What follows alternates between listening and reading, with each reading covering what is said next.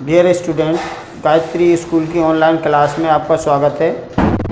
और वही बेलन से रिलेटेड जो क्वेश्चन है वो देखिए और अच्छी तरह से इन क्वेश्चन को आप है ना फॉर्मूला, अगर क्वेश्चन करते समय आपको फार्मूला याद नहीं है तो एक बार फार्मूला अच्छी तरह से रिवाइज किया करो और फार्मूला रिवाइज करने के बाद फिर इन क्वेश्चन को करोगे तो धीमे धीमे प्रैक्टिस करोगे तो फार्मूला भी अच्छी तरह से याद हो जाएंगे आपको और क्वेश्चन की भी नॉलेज आ जाएगी कि ये क्वेश्चन कैसे होते हैं।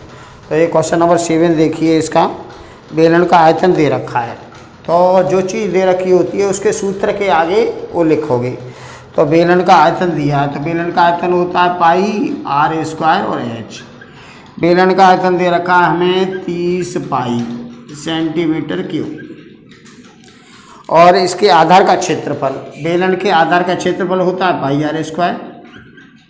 आधार का क्षेत्रफल है 6 पाई सेंटीमीटर स्क्वायर। तो ये कह रहा है बेलन की ऊंचाई बताओ। ठीक है, तो यहाँ से देखिए इससे इसमें भाग लगा देंगे, ऊंचाई आ जाएगी। समीकरण 1 में 2 से भाग लगा दो तो यहाँ लिखो समीकरण 1 में 2 से भाग देने पर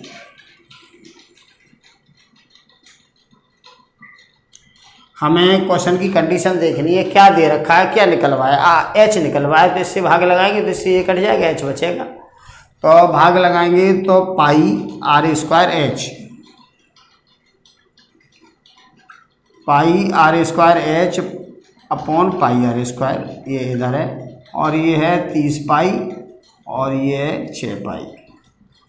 तो पाई r स्क्वायर से पाई r स्क्वायर कट जाएगा तो h बचेगा और पाई से पाई काट दो और 6 से ये 5 बार काट दो तो 5 आया, 5 सेंटीमीटर h आई। छोटा सा क्वेश्चन है, बेलन का आयतन दे रखा है और आधार का क्षेत्रफल दे रखा है। आधार के क्षेत्रफल से बेलन के आयतन में भाग लगाया तो h आया। ठीक है, अब इसके आगे वाला क्वेश्चन देखिए, क्वेश्चन नंबर 7 हो गया और क्वेश्चन नंबर 8। क्वेश्चन 8 है हमारे पास, एक बेलन का आयतन और वक्रपृष्ठ क्रमशः, बेलन का आयतन दे रखा है इसमें पाई r स्क्वायर h होता है। बेलन का आयतन दे रखा है हमें 1650 और सेंटीमीटर क्यूब। इसका वक्रपृष्ठ होता है 2 पाई r h। ये दे रखा है इसका 660 और सेंटीमीटर स्क्वायर, ये दे रखे हैं। आयतन दे रखा है बेलन का, संपूर्ण वो वक्रपृष्ठ दे रखा है और इसमें बेलन की त्रिज्या और ऊंचाई पूछी है। तो इन दोनों से RH हमें निकालना है तो इसका भाग इधर लगाओ, देखते क्या बनता है। तो देखो पाई से पाई कटेगा, R से एक R कट जाएगा, S से H कट जाएगा, R आ जाएगा। तो समीकरण 1 में 2 से भाग लगाओ।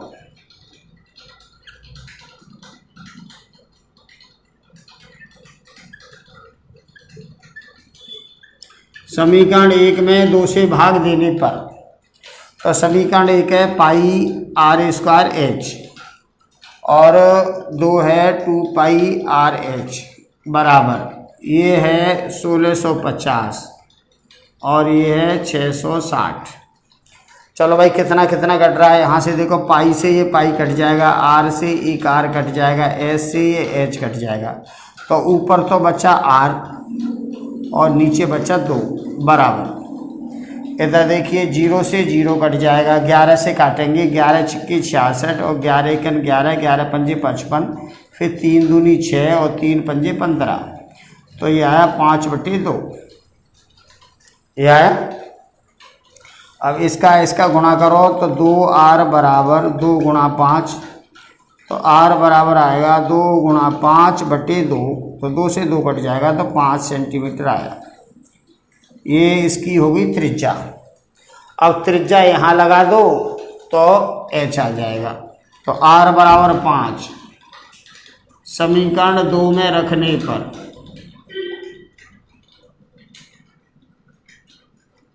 r बराबर 5 समीकरण 2 में लगा रहे हैं तो समीकरण 2 को उतार लो। 2 पाई r h बराबर 660 है। अब इसमें r बराबर 5 लगा दो। 2 पाई का मान लगाएंगे 22/7, r बराबर 5 है और h हमें निकालना है और ये 660 है। तो ये बटे में जो है ये तो बज्र गुणा इधर हो जाएगा 660 और 7 का बज्र गुणा हो जाएगा इसका इधर, और बचेगा 2, 22 और 5, ये नीचे लिख दो। काटो इसको, 22 से ये काटेंगे 22 की 66, 30 बार, 5 से 5 छिंग 30 और 2 से ये 3, तो ये आया 3 गुणा 7 यानी 21 सेंटीमीटर। तो 21 सेंटीमीटर तो ये ऊंचाई होगी और त्रिज्या होगी इसकी 5। तो ऊंचाई बराबर ऐसे हिंदी में भी लिख दो, ऊंचाई ये 21 सेंटीमीटर और ये क्या है त्रिज्या है, त्रिज्या ये 5 सेंटीमीटर। ठीक है, ऐसे ये क्वेश्चन करना है। तो हमने क्या किया है, इसमें बेलन का आयतन दे रखा है, आयतन के सूत्र के आगे ये लिख दिया, बेलन का वक्र पृष्ठ दे रखा है, वक्र के सामने ये वाला लिख दिया। अब इससे इसमें भाग लगाया, भाग लगा के ये r/2 बचा, यहाँ यहाँ 5/2 बचा। तो उसे 2 काट के r बराबर 5 भी लिख सकते हो, उन्हें इसका गुणा इधर करो, इसका गुणा इधर करो, फिर r के सामने 2 है, इससे भाग लगाओ तो भी 5 आएगा। r बराबर 5 हमने यहाँ लगाया है, 2 पाई का मान 22/7, r बराबर 5 और ये h निकालना है। ठीक है, तो r और h ऐसे निकलेंगे। अब देखिए क्वेश्चन नंबर 9। क्वेश्चन करते समय इस चीज़ का विशेष ध्यान रखिए कि क्वेश्चन को कैसे किया जा रहा है। जो बच्चा इस पर फोकस करेगा कि क्वेश्चन कैसे किया जा रहा है तो अच्छी तरह से कर पाएगा, और केवल कैलकुलेशन नहीं देखनी है, उसको ये देखना है क्वेश्चन को हम लिख कैसे रहे। ये 9th क्वेश्चन है और ये कह रहा है बेलन की ऊंचाई और त्रिज्या दे रखी है, संपूर्ण पृष्ठ वक्र पृष्ठ के क्षेत्रफलों का अनुपात बताओ। देखो बेलन की त्रिज्या दे रखी है हमें 7.5, ऊंचाई 7.5 है,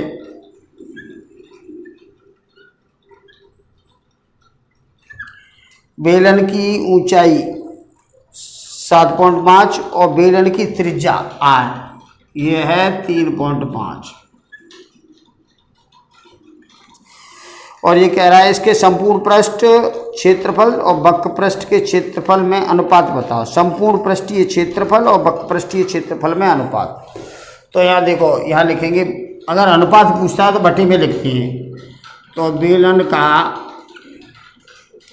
संपूर्ण पृष्ठीय क्षेत्रफल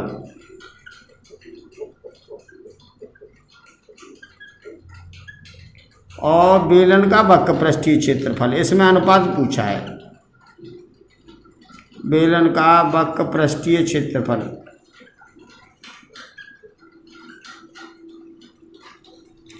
तो संपूर्ण पृष्ठ होता है 2πr और h+r, ये सूत्र होता है, और वक्र पृष्ठ होता है 2πrh। तो देखो 2πr से ये 2πr कट जाएगा, यहाँ बचेगा हमारे पास h+r, तो ऊपर बचा और नीचे आया, नीचे कुछ नहीं है, h+r और बटे h, ये वाला h बचा। अब यहाँ से r और h का मान इधर लगा दो, तो h का मान है 7.5 और r है हमारे पास 3.5 और बटे h है 7.5। तो 7.5 और 3.5 ये हुआ 11 और ये आया 7.5। अब आप पॉइंट हटाओ तो 0 बढ़ जाएगा, ये 0 बढ़ाओ, ये पॉइंट को हटा दो। अब 5 से काट लो, 5 दूनी 10 और 5 दूनी 10, 5 से ये काटेंगे 15, 15 15 75 होते हैं, तो ये आएगा 22/15। अब ये कट नहीं रहा है तो यही अनुपात होगा इसका, 22:15। सिंपल सा क्वेश्चन है। आप है ना अगर अलग अलग करोगे तो फिर इसमें सब में मान लगाओगे, इसमें सब में मान लगाओगे, फिर कैलकुलेशन में मिस्टेक होगी। तो अगर अनुपात देता है वो, बेलन का संपूर्ण पृष्ठ और वक्र पृष्ठ का अनुपात पूछा है उसने, बेलन का संपूर्ण पृष्ठ और वक्र पृष्ठ का अनुपात बताइए। तो अनुपात में आप भट्टी में कर लो ये, तो जितना कटता है उतना काट के, और यहाँ आर प्लस एच बचा, यहाँ से एच बचा, और आर और एच का मान यहाँ से लगा के हल किया, ठीक है।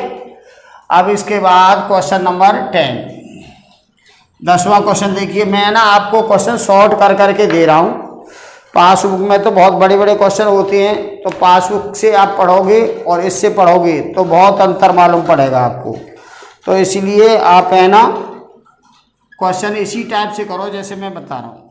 10वां क्वेश्चन देखिए। हाँ, क्वेश्चन नंबर 10, एक 20 मीटर गहरा कुआं है, ये 20 मीटर गहरा कुआं है,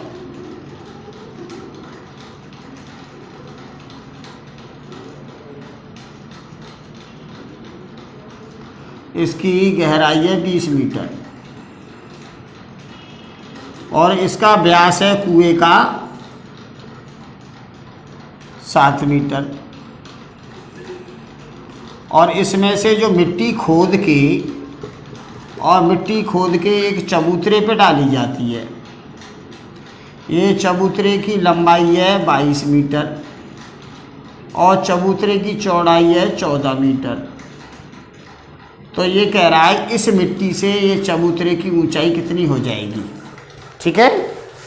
क्वेश्चन में ये कहता है एक कुआं है बेलनाकार, इसकी गहराई 7 मीटर है और व्यास है, वो गहराई 20 मीटर है और व्यास 7 मीटर है, और इससे मिट्टी खोद कर इस चबूतरे पर डाली जाती है, इस चबूतरे की ऊंचाई कितनी होगी। तो यहाँ से लिखेंगे हम, देखो इसमें हमें इसकी चबूतरे की ऊंचाई निकालनी है, तो इसको पहले लिखो। तो यहाँ लिखेंगे चबूतरे पर डाली गई मिट्टी का आयतन, डाली गई मिट्टी का आयतन बराबर होगा बेलनाकार कुएं से खोदी गई मिट्टी का आयतन, बेलनाकार कुएं से खोदी मिट्टी का आयतन, खोदी गई मिट्टी का आयतन, खोदी गई या निकाली गई, बेलनाकार कुएं से निकाली गई मिट्टी का आयतन।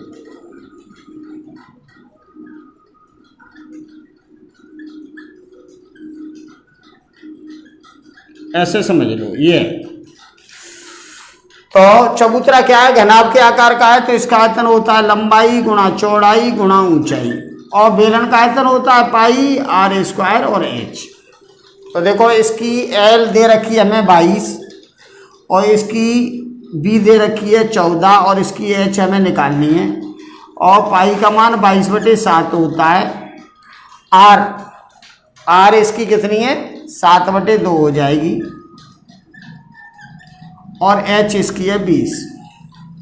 यहाँ लिख लो एल हमारे पास है 22 मीटर, बी है हमारे पास 14 मीटर, एच हमें निकालना है चबूतरे की ऊंचाई, ये तो चबूतरा है, और कुएं की देखो आर है हमारे पास 7/2 सेंटीमीटर सॉरी, और इसकी ऊंचाई, अब एच दोनों एक जैसी है, चलो इसको कैपिटल मान लो, इसको कैपिटल एच मान लो, इसको,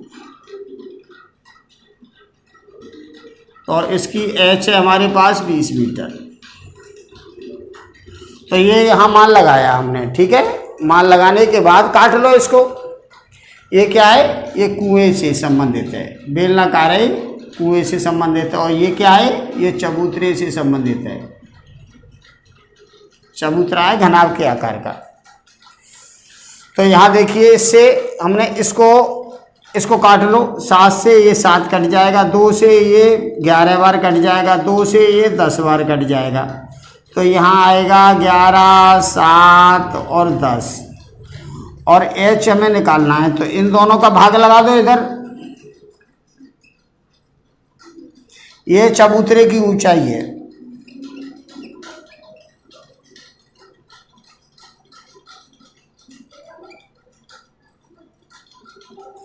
चलो इसको काटते हैं। 11 से ये 2 बार कट जाएगा, 11 दूनी 22 और 7 से ये 2 बार कट जाएगा, 7 दूनी 14, तो ये आया 10/4 यानी 2.5 मीटर। ये चबूतरे की ऊंचाई आएगी 2.5 मीटर। सिंपल क्वेश्चन है। चलो एक और क्वेश्चन देखिए। अब क्वेश्चन नंबर 11।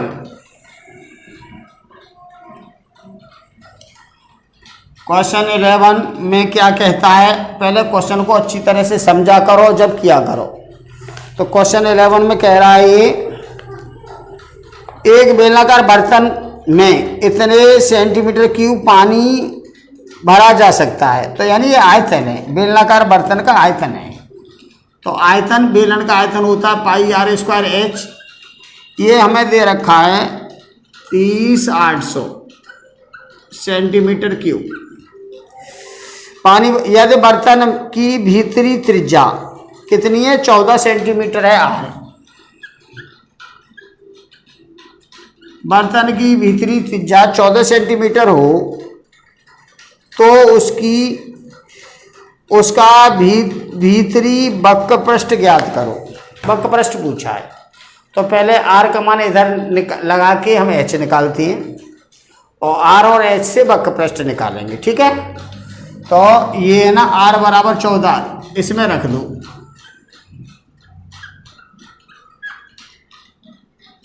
r बराबर 14, ये यहाँ रखा है ऊपर रखने पर। तो पाई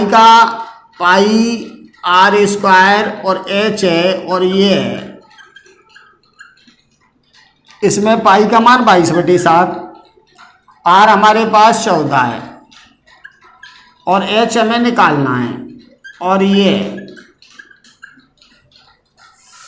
7 से ये काट लो, 7 दूनी 14, तो h आ जाएगा हमारे पास 30,800 बटे 22, 2 और 14।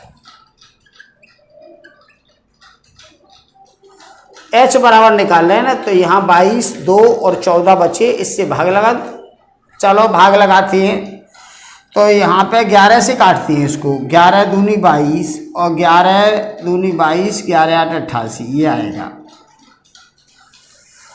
14 से काट दो, 14 दूनी 28, तो 200 आया।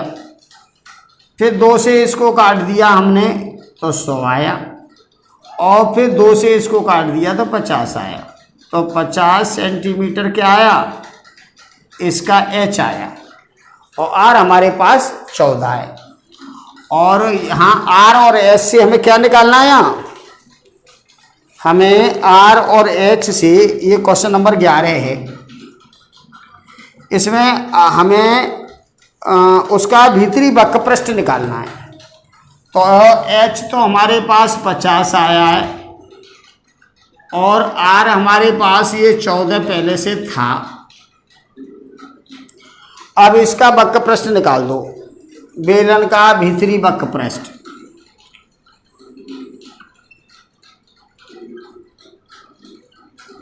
वक्र पृष्ठ देखो यहाँ पे 2πr/h होता है। ये जो इसमें ये r दे रखा है ना, ये अंदर की आर है, बेलन के अंदर की आर बोला है उसने, तो इसलिए अंदर की आर का मान लगाएंगे तो h तो अंदर और बाहर एक जैसा ही होता है, उसमें कोई फर्क पड़ेगा नहीं। तो बस इसमें मान लगा दो 2, पाई का मान 22/7, r है हमारे पास 14 और h है हमारे पास 50। तो इससे ये 2 बार कट जाएगा, इसका गुणा करेंगे तो ये आएगा और 0, 8 × 40 और 4 = 44, तो इतने सेंटीमीटर स्क्वायर आएगा। वक्र पृष्ठ है ना ये, तो ऐसे होगा।